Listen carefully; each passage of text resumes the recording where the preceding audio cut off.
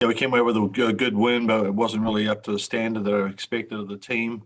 So challenged them a little bit. We had a tougher game Friday night where we didn't score as many runs, but we were able to kind of really get our offense going on Saturday and Sunday.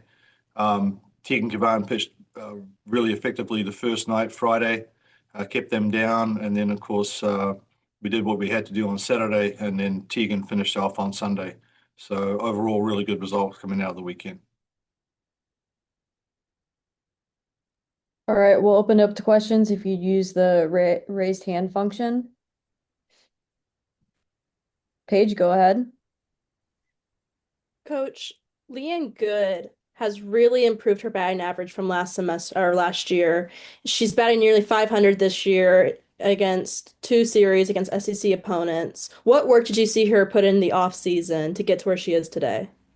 Well, I think it's a carryover from the end of last year. I think she was one of the unsung heroes a little bit from the College World Series in the postseason last year, where she really kind of had a hot streak.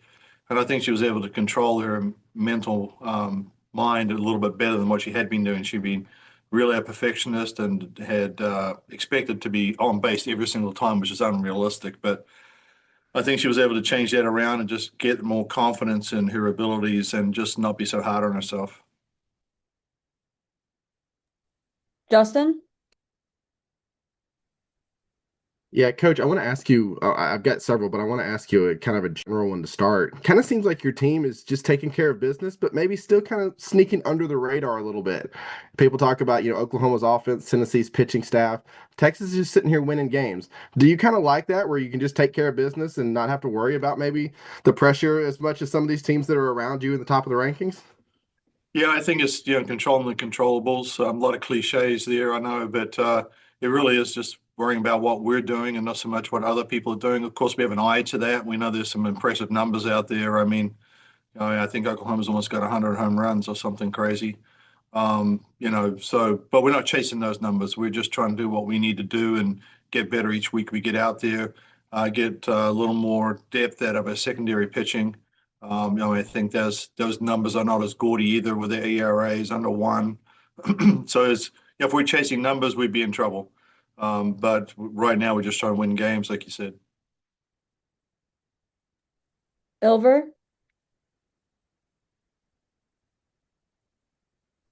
Coach, Baylor's coming off of a ranked series this weekend. What have kind of you seen from them that's kind of sticked out to you so far? Yeah, they've put together some impressive wins the last couple of weeks. They're kind of snuck into the top 25 there through some good results. Cambry Craig is doing a good job pitching for them, and they seem to have a three-headed approach, so to speak. And then they've got some speed at the top.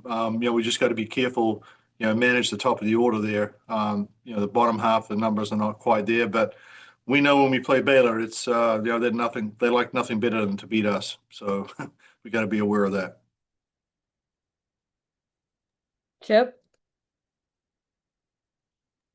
Hey Mike, you were just talking about your pitching. After after Tegan, do you have a clear number two, or how do you determine, who's going to be your second game starter? Yeah, well, it's either going to be Hannah Wells or Cambria Salmon or Lily Gutierrez. Those are the three that are in line to start, and really, it's kind of a matchup on what we think was going to match up better against the swings that we're facing, all the teams we're facing. And then, we don't expect any one of those three to go the complete game.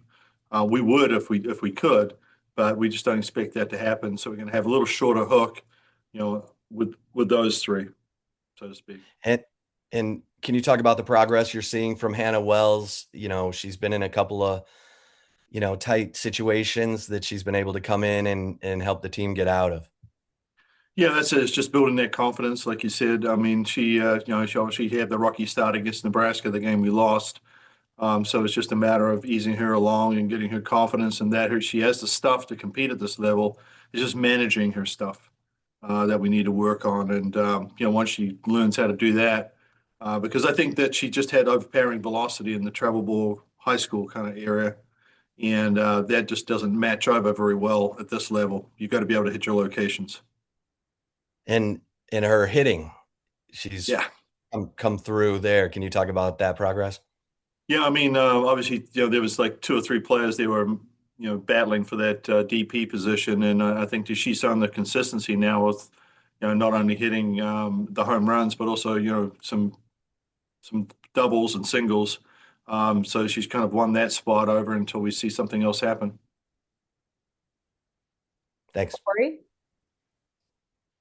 Yeah, coach, I'm curious. Two conference series in now, or a couple. What are you still trying to figure out about this team during conference play? I think the matchups on Friday nights, we're not hitting the ball quite as well on the Fridays. We're doing a little bit better on the Saturday, Sundays. So it's a matter of maybe adjusting a little bit quicker to what the other team's doing with their matchups. Of course, it's always a surprise. It's not like baseball where you can get to scout, who's starting against you. You have an idea, but we've been wrong more than been right so, on that. But we were pretty sure that Ole Miss was going to throw ACOG, so we were pretty sure about that. Got that one right, but it's just a matter of that, and so we can prepare a little bit more in time. But we're still trying to find out that consistency. I think we've got the lineup pretty much down right now. Where we're going to hit people. Would like to see Vivi Martinez, get a little more consistency in that 5 or 6 position. So it's kind of like a flip flop right now, trying to figure that one out. Eric? Just kind of on this Baylor, the home and home with Glenn Moore. Just talk about the idea to come up with the home and home philosophy there, and is that something we could expect moving forward in the years between the two of you there? And I know you have a lot of respect for Coach Moore. He told me he had a ton of respect for you, and was excited to continue this rivalry in this series. Yeah, absolutely. It's the same kind of thing we've been doing with Oklahoma State. I mean, not on the home and home on the same year. It's a little too far for that. But we went to Oklahoma State last year, played them, and they're coming down to play us this year. So the same kind of thing with Baylor. It's always been a good series, pretty close. It's drivable one day and get back. So why not keep it going? And they're a good team. Glenn Moore's a great coach. Got a good staff. It's a nice stadium. It's a good atmosphere. A lot of Texas fans up that way too, which is kind of always nice to kind of spread the love around a little bit. But home and home is it's a great idea. And then my last other question, I want to ask you about Coach Zaleski and her role on your staff with the offense and just in general. I think it's her 4th season with you here. Talk about her and her import on this staff and kind of getting to know her throughout the years here.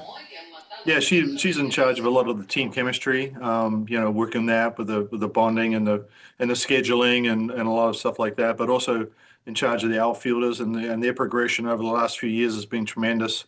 I think we're a lot stronger in the outfield now than we were when I first came in, for sure. And then also helps with the short game and some of the hitting. I mean, we kind of have a collaborative approach with hitting. So, even though Erin may be in charge of the whole over her offensive program, Coach Zaleski is right there as well. Paige? Coach, you talked about your lineup kind of being set and you're getting to know your players and how they're performing. Where do you see freshmen Mateo Lawson and Alyssa Sneed fitting into the team? Yeah, just continue to just give them opportunities and pinch at bats. We think there's a matchup. Like I pulled Mateo in for a matchup in the early innings in the 3rd game and got an RBI. It wasn't a blistered ball, but just continue to give them opportunities there, and they still get as many reps in practice like all the players do. So we just continue to keep an eye on that. But as you know, there's only 10 spots on the lineup card, so you can't get everybody in, and everybody needs their reps. So it gets difficult this time of year because you want to give people more opportunities, but it's just not enough games. Or the Over? games mean too much. One of the two. Over, go ahead. Yeah, Coach, Baylor's pitching staff's top 5 in strikeouts in the Big 12, 4th lowest ERA. What do you want to see from your batters, from your lineup this weekend? Yeah, obviously, we can't start chasing. We can't get behind, in the counts. We got to be aggressive. Passively aggressive is kind of like a misnomer, but we got to be aggressive. Yet we got to make sure we're not chasing pitches out of the zone. And I think that's what we were doing when we're struggling. When we get pitches we can handle, we're doing a really good job. So that's going to be the challenge for us. And it's always is get a good pitch to hit. Be on time, be on plane. When we do that well, we're putting up impressive numbers. And then utilizing our speed as well, our short game. I think we're able to do that pretty well on the weekend. Chip? Mike, Leanne Good is just putting Good. up, yeah, she's putting up good numbers. Yeah. Is there, something that you can attribute that to? I know she's, got tons of experience and that kind of thing, but her numbers are really good. Yeah, I think it's just a mindset thing, the switch, just to switch it on. And I think sometimes you can put too much pressure on yourself, feel like you have to do it instead of you get to do it. But she's the type of kid that can hit from her shoe tops to her head. We don't want her to swing at those, obviously, but she can do it. But sometimes she gets out of sorts and starts chasing and pressing, and that's the key. It's like stay within yourself, and trust what you can do. And when she's doing that, it's been a blessing for us. I mean, she's been a big number for us down that 2 spot right now. And you mentioned the battle sort of for that designated player. Can you talk about who else has, been in that mix and who's impressed you? Well, I think there's a couple of kids that we see in the future playing a bigger part in this program. One's Alyssa Sneed, and the other is Matea Lawson. They're both, we think they have the talent and they're recruited that way to do that. But, they haven't quite come up to that level just yet. Of course, Hannah Wells is putting up some power numbers and more quality at bats on her opportunities. So she's kind of like ahead of the pack of those three right now. Those are the three we're looking at. So we'll be a freshman in that spot, which is, maybe a lot of pressure for some of them, but we think that each one of them has their strengths. They actually have their holes in their swings that teams are starting to get more aware of. So it could be a case of, hey, we'll try this for a little bit, and if it doesn't work, then we'll rotate somebody else in and give them an opportunity. But the way Kaya Altmaier's played, I mean, she's kind of like, we got to have her in the lineup right now, the way she's playing, and she's playing really good outfield. So she's taken away one of those spots that was up for grab. But get an opportunity and don't give it up. And can you talk about what Aaron Earlywine, what role, he's playing and Yeah. how he's fit into the staff? Well, he's an organizer. Yeah, he's really organized, structured in what his plan is. He believes in a certain type of system, and then kind of like having little pieces around that system. So he's developed that, which took a little bit for some of the players to get used to. But once they are, they know that he knows his game. He knows what he's doing. He's very intuitive on the game and what it takes to win.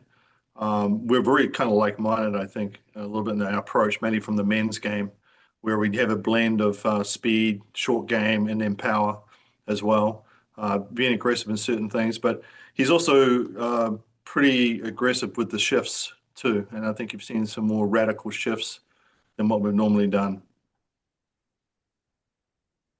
Eric? Right now, at this point in the season, is there an aspect of this team that has maybe surprised you? Maybe you're like, hey, we're further along than I anticipated at this point. And then what area do you feel like we need to get better at this area here moving forward in the second half of this season? I think the emergence of JC Nichols, the third base. I mean, I think I thought she was going to be good, but she's really surprised me on how well she's playing. I think that one area we got to kind of shore up is possibly some short game defense.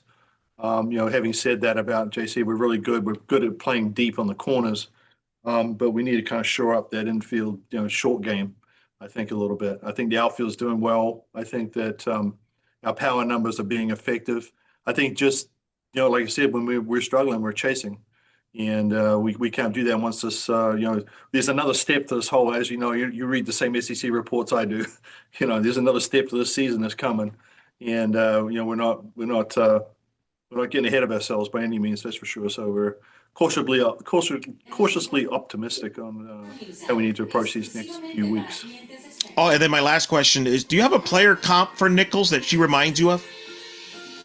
Well, I said she was going to be kind of like Mia Scott, but she's different kind of hitter, for sure. But defensively, I mean, Mia did things a little differently. But the reactions you're seeing out of JC Nichols in the range reminds us of very much like Mia. Chip?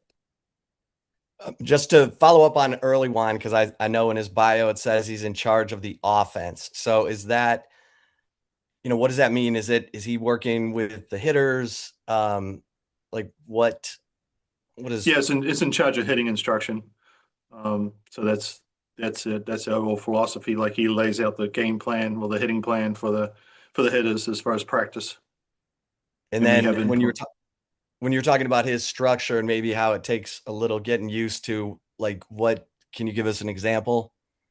A certain system like it's like the Right View Pro system of hitting, like load, toe touch, heel plant, connection, contact, stepping through those areas and what it takes to be good in each one of those areas. Obviously the results are speaking for themselves, or how would you say it's going so far? Yeah, I think that is. I think if you do the stats and you look at the numbers, we're ahead of where we were last year. But that doesn't mean anything. That's paper.